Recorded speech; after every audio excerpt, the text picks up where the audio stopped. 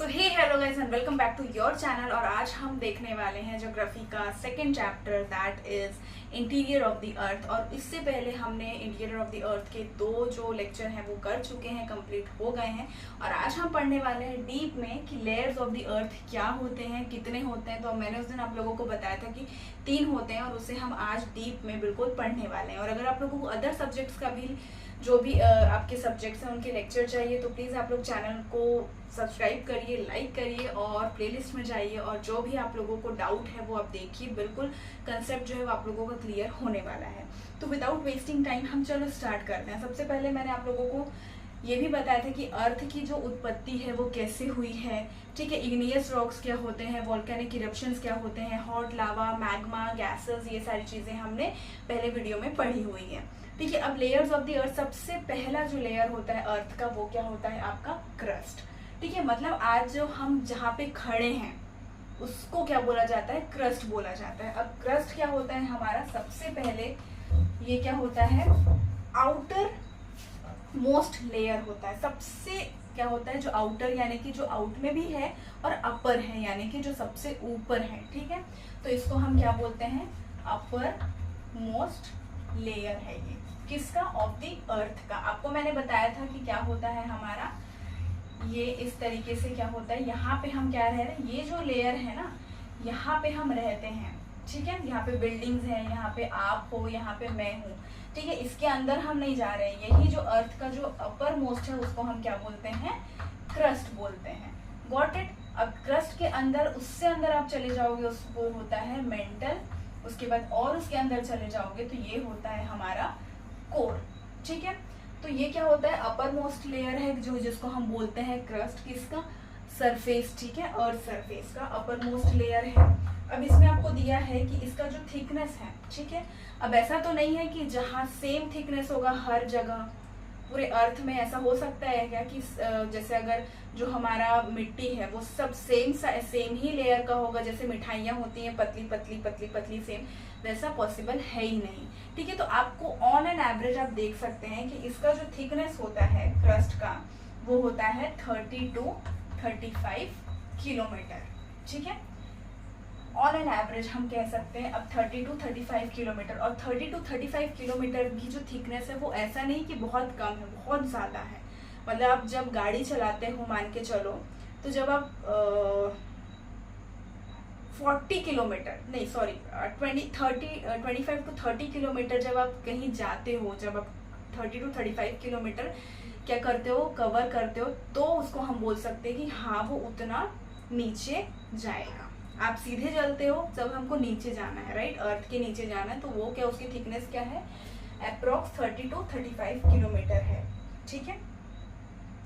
उसके बाद थर्ड में क्या है, the thickness of the crust below the continent, ठीक है। आपको पता है 7 कॉन्टिनेंट है हमारे यहाँ पे, एशिया, अफ्रीका, यूरोप, ठीक है, और भी है अमेरिका। तो जहाँ जहाँ पे कॉन्टिनेंट है उनके बीच, उनके नीचे में कितनी जमीन है, 16 to 45 किलोमीटर, ठीक है। जहाँ पे क्या है, कॉन्टिनेंट्स हैं। तो कॉन्टिनेंट्स है उनके नीचे में जो आपकी जमीन है या फिर हम कह सकते हैं जो क्रस्ट है उसका लेवल कितना है, 16 to 45 किलोमीटर। मतलब जैसे जैसे आप नीचे जाओगे उतना आपको क्या मिलेगा, क्रस्ट मिलेगा। और क्रस्ट के बाद फिर हमारा क्या स्टार्ट हो जाएगा, मेंटल स्टार्ट हो जाता है, ठीक है। और जहाँ पे माउंटेन है, मतलब जहाँ पे पहाड़ है, वहां पे कितना है इसका रेंज, इसका जो थिकनेस है वो है 40 किलोमीटर, कहाँ पे, माउंटेन्स में, ठीक है। उसके बाद जहाँ पे ओशियंस है यानी कि जहाँ पे बहुत बड़े बड़े क्या है, ओशियंस है, वहां पे है 10 किलोमीटर। मतलब ओशियंस के नीचे आप जब देखोगे 10 किलोमीटर तक क्या रहेगा, आपका जमीन दिखेगी। उसके बाद हम नहीं कह सकते जमीन रहेगी, उसको हम क्या बोलेंगे, क्रस्ट। उसके बाद से चालू हो जाएगा मेंटल, ठीक है। अब इसमें बोला है कि जैसे जैसे हम अर्थ के अंदर जाएंगे, पहले तो बहुत जो टेम्परेचर है वो बढ़ेगा और उसके बाद सडनली क्या हो जाएगा, कम हो जाएगा। और फिर जब हम अर्थ के सेंटर पे पहुंच जाते हैं, ये हमने आपको ये वाला पता होगा, आपका जो ये सेंटर है अर्थ का, जब हम यहाँ पे पहुंच जाते हैं तो टेम्परेचर कितना रहेगा पता है, 5500 degree Celsius to 6000 degree Celsius, ठीक है। मतलब अगर आपको कोई क्वेश्चन पूछे कि भाई अर्थ में जब हम उनके सेंटर में चले जाएंगे अर्थ के, तो वहां पे कितना टेम्परेचर होता है, तो आपको याद होना चाहिए 5500 degree Celsius to 6000 degree Celsius. ठीक है, ये होता है। अब देखो, और ये जो क्रस्ट है ना, सबसे क्या है, थिन लेयर है, क्योंकि ये ही क्रस्ट है बहुत ज्यादा क्या है, पतली है। ठीक है, तो आपको ये याद रखना है कि ये सबसे ज्यादा क्या है, थिन लेयर है। ठीक है, अब देखो ये क्रस्ट का हमने देख लिया, upper most layer of the earth surface है ये। अब आपको ये याद करने वाले हैं कि कॉन्टिनेंट्स के नीचे ये क्या होगा, 16 टू 45 किलोमीटर होता है। इसकी जो थिकनेस है वो 30 टू 35 किलोमीटर की होती है। 40 किलोमीटर ये माउंटेन के अंदर, मतलब माउंटेन के नीचे 40 किलोमीटर तक अब हम जाएंगे तो हमें क्रस्ट दिखेगा। ठीक है, 10 किलोमीटर किसके लिए, ओशियंस के लिए है। फिर जब अर्थ के सेंटर पे पहुंच जाएंगे तो क्या होता है, हमें 5500 degree Celsius to 6000 degree Celsius का टेम्परेचर हमें मिलेगा। और पहले तो क्या होगा, हमें गर्मी होगी जब हम अर्थ में जाएंगे, फिर सडनली क्या हो जाएगा, ठंडा ठंडा ठंडा, मतलब पूरा ठंडा नहीं, थोड़ा सा हमें हल्का सा गर्म कम लगेगा, और फिर से क्या होगा, टेम्परेचर बढ़ने लग जाएगा। तो ये आपको पता चल गया। अब क्रस्ट के बाद क्या होता है कि यहाँ पे दो तरीके के क्रस्ट होते हैं। ठीक है, तो अब दो तरीके के क्रस्ट कौन कौन से हैं, वो है ओशियनिक क्रस्ट और एक होते हैं कॉन्टिनेंटल क्रस्ट। अब इसका फर्क आपको बोल जैसे रही हूं मैं, कॉन्टिनेंटल, तो कॉन्टिनेंटल मतलब क्या हो जाएगा, जहाँ पे कॉन्टिनेंट्स हैं वहां पे भी तो क्रस्ट है, और जहाँ पे ओशियन है, आपने देखा होगा समुद्र के नीचे ऐसा तो नहीं है कि सब पानी पानी ही रहता है, पानी एक लेवल पे रहता है, फिर नीचे क्या आपने देखा होगा क्या होता है, वहां पे मिट्टी आपको मिलेगी, जमीन मिलेगा, राइट। ऐसा तो नहीं है कि जहाँ पे पानी तो आप पूरा पानी, हाँ वो ये हो सकता है कि बहुत ज्यादा पानी होने के बाद नीचे में क्या होती है, जमीन होती है। ठीक है, वो आप लोगों को नहीं दिखती है क्योंकि जो हमारी पानी की डेंसिटी है वो बहुत ज्यादा रहती है। पर कहीं कहीं आपने देखा होगा जहाँ पे कम पानी रहता है वहां पे आपको नीचे में, पानी के नीचे में क्या दिखेगा, आप लोगों को जमीन दिखती है। Got it. तो वो हमारा होता है ओशियनिक क्रस्ट। अब कॉन्टिनेंटल क्रस्ट में क्या होता है, देखो हम पढ़ रहे हैं कॉन्टिनेंटल क्रस्ट। अब सबसे पहले आपको ये ध्यान में रखना है कि ये जो कॉन्टिनेंटल क्रस्ट है इसमें सबसे ज्यादा हमें जो मेन कंपोनेंट मिलते हैं वो है हमारा सिलिका एंड एल्यूमिनियम। ठीक है, एल्यूमिनियम, तो सिलिका से आपका आ जाता है Si, एल्यूमिनियम से आ जाता है Al। तो इसको हम क्या बोलते हैं, सियाल के नाम से भी इसको जानते हैं। मतलब अगर कोई बोलेगा ना कि भाई सियाल कौन से क्रस्ट का नाम है, तो आप कह सकते हैं कि कॉन्टिनेंटल क्रस्ट। ठीक है, उसके बाद इसका जो डेंसिटी है ऑफ कॉन्टिनेंटल क्रस्ट, ठीक है, वो क्या होता है 2.65 टू 2.9 ग्राम पर सेंटीमीटर क्यूब। ठीक है, ये तो याद करने वाली चीज है। और इसका जो थिकनेस है, जैसे हमने देखा था कॉन्टिनेंटल क्रस्ट का क्या था, सॉरी क्रस्ट का थिकनेस हमने देखा था 30 to 35 kilometre. Same continental crust का भी क्या है, 30 किलोमीटर है। ठीक है, ओके। और यहाँ पे कौन से रॉक्स पाए जाते हैं, ग्रेनाइट रॉक्स। अब आप बोलोगे कि ग्रेनाइट रॉक्स क्या होते हैं, तो ग्रेनाइट रॉक्स क्या होते हैं, जब हमारा वॉल्केनिक इरप्शन होता है, जो लावा निकल के आता है, राइट, वो थोड़ी देर में क्या होता है, ठंडा ठंडा होता है, और उससे क्या होते हैं, हमारे पत्थर बनते हैं, उसको हम इग्नियस रॉक्स भी बोलते हैं, और उसी चीज को हम क्या बोलते हैं, ग्रेनाइट रॉक्स भी बोलते हैं। तो अब हम देखने वाले हैं, उसके बाद हो गया ओशियनिक क्रस्ट। ठीक है, अब आपको मैंने बताया था कि ओशियनिक क्रस्ट, ओशियंस के नीचे भी क्या होता है, जमीन होता है। तो अब हम इसका देख लेते हैं, ये क्या होता है, this is the second layer of the crust. ये क्या होता है, सेकेंड लेयर होता है। कॉन्टिनेंटल क्रस्ट कौन सा होता है, जहाँ पे हम रह रहे हैं अभी, राइट, इसके नीचे जमीन है। अब ओशियनिक क्रस्ट क्या होता है, पहले ओशियन रहता है, उसके बाद तो दूसरा क्रस्ट आता है, इसलिए इसको हम क्या बोल रहे हैं, ये सेकेंड लेयर ऑफ क्रस्ट होता है। ठीक है, आप कह सकते हैं ये सेकेंड लेयर होता है क्रस्ट का। ठीक है, और ये किस चीज से बना हुआ होता है, सिलिका एंड मैग्नीशियम। ठीक है, और जो हमारा कॉन्टिनेंटल क्रस्ट था वो भी सिलिका से बना हुआ होता है, बट वो किससे और बना हुआ था, एल्यूमिनियम से, तो उसको हम क्या बोलते हैं, सियाल बोलते हैं। और ये जो है ओशियनिक क्रस्ट, ये किससे बना हुआ होता है, सिलिका एंड क्या, मैग्नीशियम, तो इसको हम क्या बोलते हैं, सीमा। ठीक है, सीमा बोलते हैं इसको। ठीक है, उसके बाद इसकी जो थिकनेस होती है वो 7 to 10 किलोमीटर होती है। मतलब इसकी थिकनेस आप देख रहे हो ज्यादा नहीं होती है, क्योंकि ये समुंदर की क्या है, जो भी पानी रहता है उसके नीचे जो जमीन होती है उसमें रहता है, इसलिए इसकी जो थिकनेस है वो क्या हो, कम हो रही है। ठीक है, कॉन्टिनेंटल क्रस्ट की ज्यादा होती है, लगभग 30 किलोमीटर की होती है। ठीक है, ये आपका हो गया। उसकी जो डेंसिटी है, अब इस लेयर की डेंसिटी क्या है, 2.9 ग्राम पर सेंटीमीटर क्यूब टू 3.3 ग्राम पर सेंटीमीटर क्यूब। ठीक है, और इसमें क्या बेसाल्ट एंड गैब्रो रॉक्स जो होते हैं वो मेनली इसमें पाए जाते हैं। ठीक है, अब you know there is a discontinuity between crust and mantle. Do this continuity was deduced by a scientist called Mohorvik. It has been named after him as this is disc and mantle before this been named. Okay.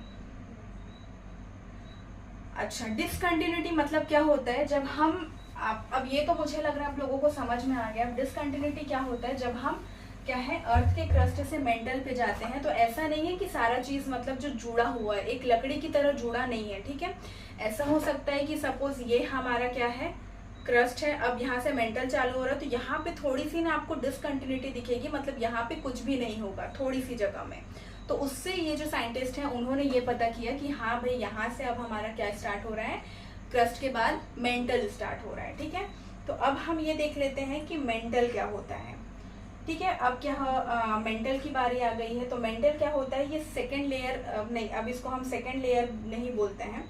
ठीक है, below the crust lies the mental, क्योंकि second layer तो हमारी क्या होती है, जो oceanic crust होती है वो होती है। ठीक है, अब क्या बोल रहा है यहाँ पे हम देख लेते हैं मेंटल।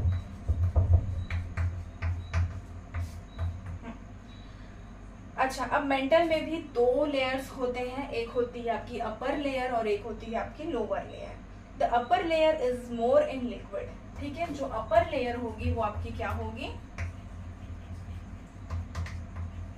वो क्या होगी, ज्यादा लिक्विड स्टेट में होगी। ठीक है, मतलब उसमें क्या होगा, बहुत ज्यादा हो सकता है कि लावा हो सकता है, हॉट मैग्मा हो सकता है, तो वो मोर लिक्विड में होगी। ठीक है, जो अपर लेयर है। सेकेंड क्या बोल रहा है ये, One finds magma chambers. Okay, it is through this chambers that magma comes down on the earth surface. और क्या होता है ना, ये मैग्मा में कुछ चंबर तरीके का होता है, मतलब ऐसा नहीं है कि ये पूरी जमीन ऐसे रहती है। ठीक है, ऐसा नहीं, एक अलग से कॉलम रहता है, चंबर रहता है, जिसमें से क्या होते हैं बहुत सारे, मतलब हर चंबर से हॉट मैग्मा लावा निकलते रहते हैं। ठीक है, ये आपको समझ में आ गया। उसके बाद it is through this chambers that magma come out, magma बाहर आते हैं। ठीक है, सरफेस ड्यूरिंग वोल्केनिक इरप्शंस।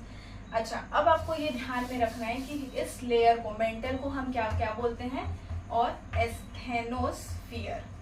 ठीक है, इस लेयर को हम क्या बोलते हैं, एस्थेनोस्फीयर। आपको ये ध्यान में रखना है, कभी भी अगर कुछ क्वेश्चन आए कि एस्थेनोस्फीयर हम कौन से क्रस्ट को बोलते हैं, तो आपको मेंटल कैसे याद रहेगा, एम, उसके बाद क्या आ रहा है आपका, ए आ रहा है, तो आपको याद रखना है एस्थेनोस्फीयर। ठीक है, this layer is also asthenosphere. Epicentres of deep seated earthquake are usually found there. अब जो भी देखो अर्थक्वेक आएगा तो वो जनरली कहाँ, कौन से लेयर से आएगा, मेंटल का जो लेयर रहता है ना, उससे हमारा क्या होता है, अर्थक्वेक ज्यादातर आता है। ठीक है, mental begins at a depth of, अच्छा अब ये आपको मैंने बताया था कि मेंटल जो है वो अर्थ से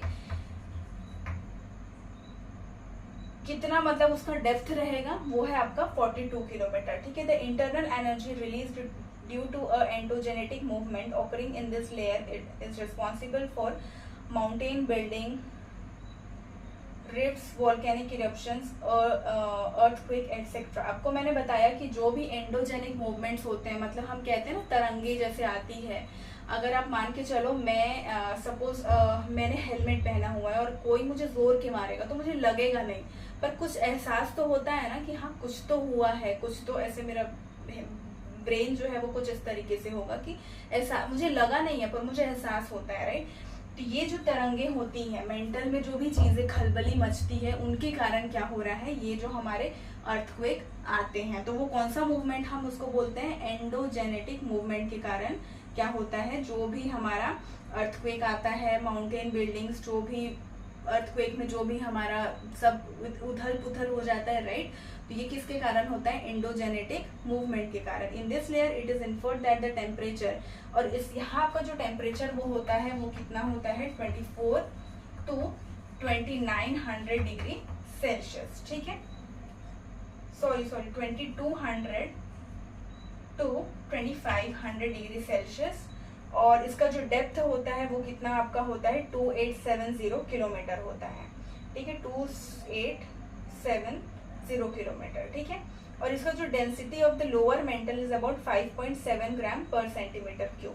तो इसमें आप लोगों को ज़्यादा यही पढ़ना है कि 2 लेयर होती है, अपर लेयर होती है, सेकेंड लेयर होती है, ठीक है। उसके बाद इसमें और क्या क्या प्रपोर्शन रहता है, सॉरी प्रपोर्शन नहीं आप कह सकते हो इसको, हाँ, जो अपर लेयर होता है वो ज़्यादातर लिक्विड स्टेट में होता है, ठीक है।